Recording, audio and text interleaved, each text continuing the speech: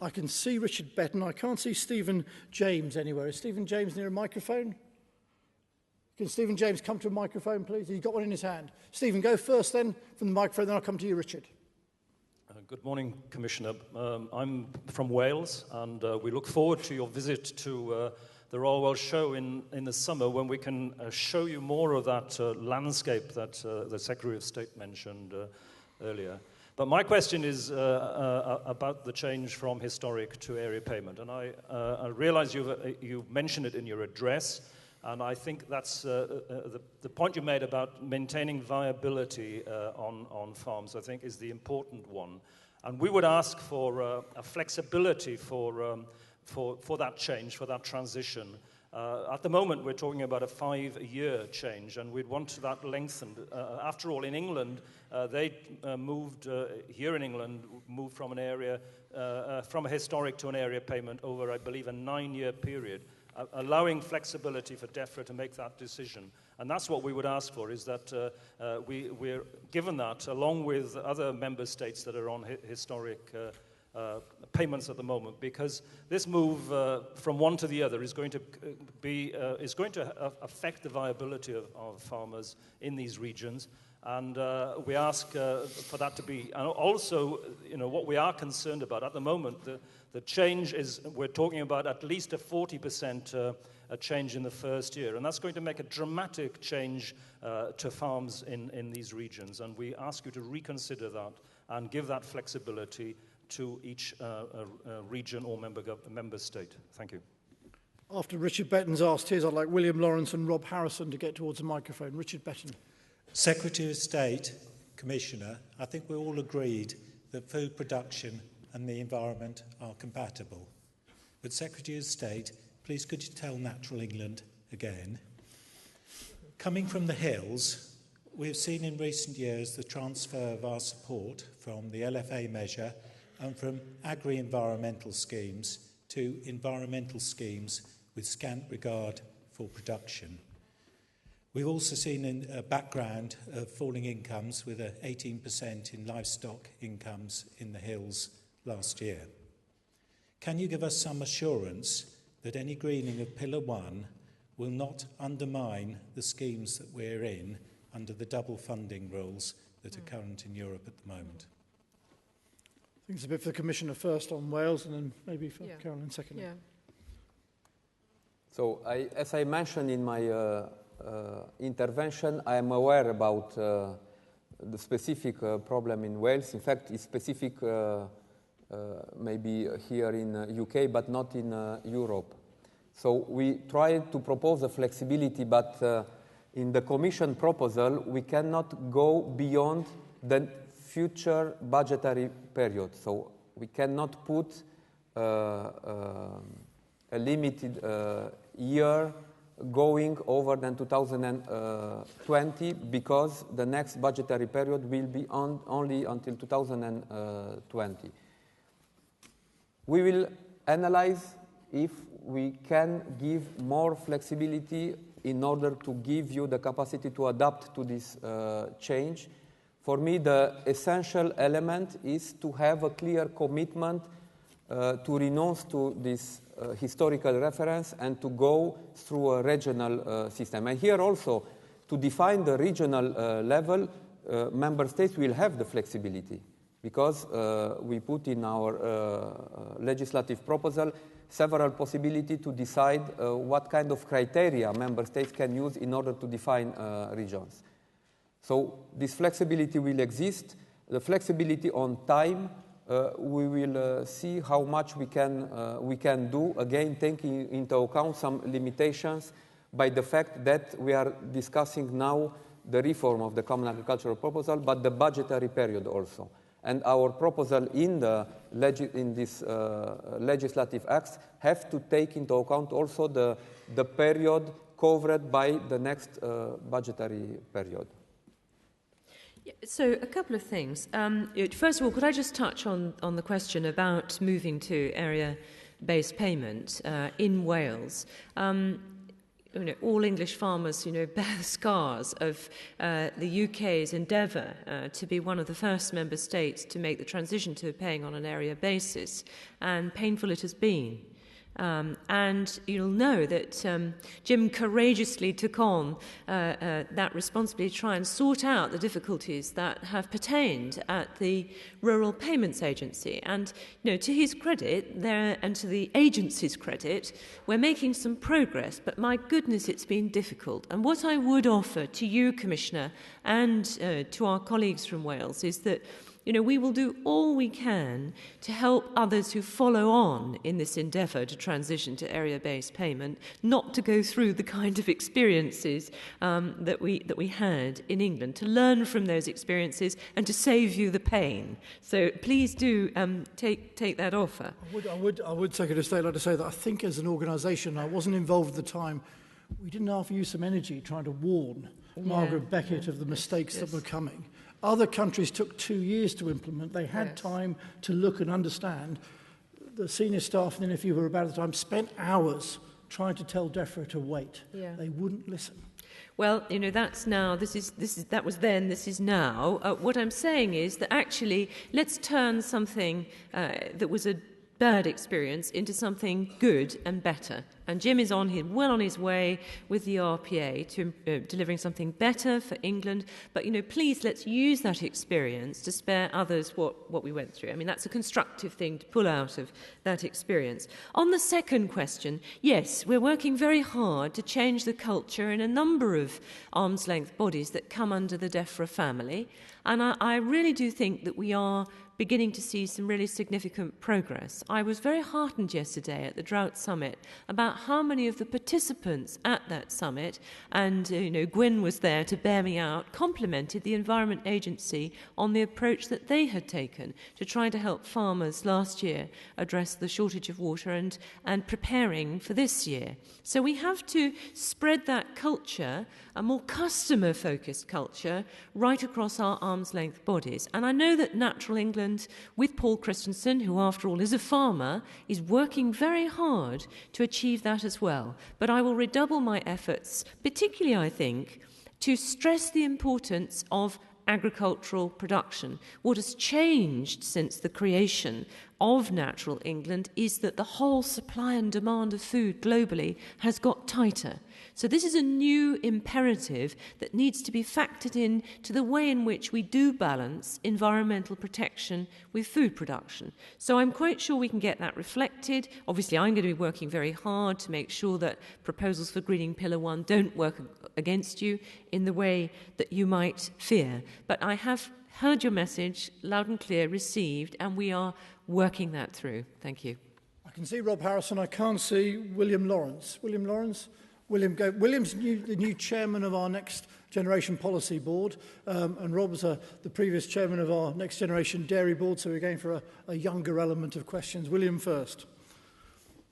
Thank you, Mr. President. Commissioner, it's a real privilege to hear you speak directly today. My question for you is quite simple, really. How has David Cameron, our Prime Minister's veto, been received by yourselves and your colleagues? And in your opinion, how will that affect the UK's negotiating position regarding CAP reform? And if I may be cheeky, Mr. President, a question to Secretary of State. You mentioned active farmers, and you had plans and you had ideas as to how we could identify active farmers. Would you be able to elaborate on that, please? Okay. Rob Harrison. Does it work? It is now. Yeah. European institutions have worked hard on a legislative package that will strengthen the milk market and the position of producers within it. And as a dairy farmer at the bottom of the supply chain, I know how vital this is. Given its importance, are you disappointed that our government appears reluctant to implement the dairy package in the UK? I don't recognise that, by the way. Commissioner, first the veto, and Caroline, the active farmers, and then we'll come back to the dairy package. So, if I well understood, the first question was about the next generation are very bold. They came straight out and said, how's Cameron's veto gone down in Europe? Are we now more trouble than we were before? I think that's the gist of the question. So I appreciate a good translation of this question. So I think this kind of question, you don't need the answer of European Commissioner. But on the other hand, I really appreciate the efforts that Caroline Sperman do in the Council of Ministers in order to be active and to be present in the debates and discussions regarding the content of this reform. And for me, it's a very strong and good signal to have UK on board when we discuss about the reform of the Common Agricultural Policy. And I really appreciate this. And I hope also that UK will, in a very pragmatical manner, integrate the fact that this proposal of reform of Common Agricultural Policy could be also in the advantage of the competitiveness of UK agriculture. And for this, we need also a budget. Because we have this specificity in the European Union with our agriculture to have to deal with competitiveness on the market, but to also have to deal with some expectations of the large public who are not remunerated by the market. And if we want, in the same time, to stay in our strong position in terms of export capacity and food security in the European Union, but in the same time to preserve our production capacity for the future, we need this public support for agricultural sector in Europe. Of course, we have adapted our instruments, but we need this public support. So if we reduce the budget of the Common Agricultural Policy, which is the only economic policy, real common policy in the European Union, this is why we have this strong budget at European level. Not because agriculture is treated in a more favorable manner than another economic sector, but because we have a European and a common policy, and it is not the case for industrial policy or for other specific economic policies. So reduction of the budget at European level will mean that some member states will increase their national budget for agriculture and other member states not. So in this case, we risk to have a problem of fair competition on the same market, because the market will remain a common one. So this is why I hope that UK, by the end, will support until the end the idea of a strong reformed common agricultural policy with the content of this policy and the budget in the same time. So regarding the milk package, of course, it's not too late for UK to take a decision to use this opportunity gave by this milk package. Because I think that milk producers in UK will have the same problem that in other member states. And since we act on a common market, I think it's important to use these common instruments and to reinforce the bargaining power of farmers, because we need on this. And it is in the interest also of the consumers to have a bargaining power enforced for farmers. Before I bring in Secretary of State, Robert Lassiter, please, and Alex Godfrey. Sorry, Secretary of State. Well, could I just clear up a last thing first? Could I just nail this myth that we are not somehow in favour of the EU dairy package? I mean, we do accept the EU dairy package, so please, Adachan, don't go away with the thought that we do. That is a misrepresentation of our position.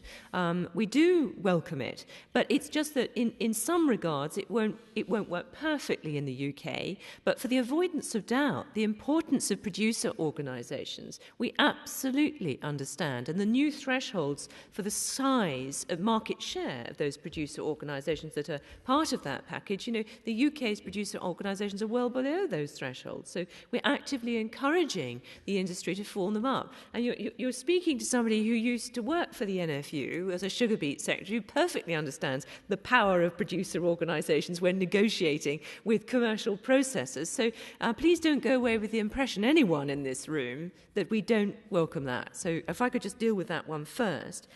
William asked me about the active farmer point. Well, of course, William, one of the reasons why in England, certainly, we'd be in a strong position to find easier ways to identify active farmers is because we've built a very strong area-based database of who is actively farming the land. So that gives us actually quite a significant head start. The problem with the approach that's proposed in the Commission's proposals now on active farmer definition is to look at actually the sources of income that farmers have. And it would cause some perverse consequences here, Dachan, because you've got, for example, big national charities like the National Trust or the Royal Society for the Protection of Birds that actually have very significant percentage of their income from other sources, for example, donations and bequests. So whilst they do actively farm the land that they own, actually they could fall foul of the definition of who is an active farmer. So I think that the member states are best placed, actually, to help with this correct definition of active farmers. We share exactly the same objective, which is to make sure we pay the farmers who do actively farm, produce the goods and services that we expect of them. And just one final point, William, because I think I should be allowed a little chance on your veto question. I was one of the first ministers to Brussels, a matter of 2 or 3 working days after the veto. And, I was concerned what the reaction would be in other member states. But, I just want to give you some reassurances that, within days of that veto, and I don't think the Prime Minister had any choice in terms of protecting our national interest, we were negotiating the annual deal on the common fisheries policy. And one of the sort of ironies of that was that the UK fishing fleet was severely threatened by a proposal on the table. It might have resulted in 70 to 80% of the fishing fleet not being able to go to sea. And actually, together with France, we managed to see that proposal significantly improved. So the answer is, even though we had to make a stand, and the Prime Minister was right to do that, on the Friday, a mere matter of days later, we were showing how, as a positive participant in Europe, we can get a very good deal for our fishermen and for our farmers.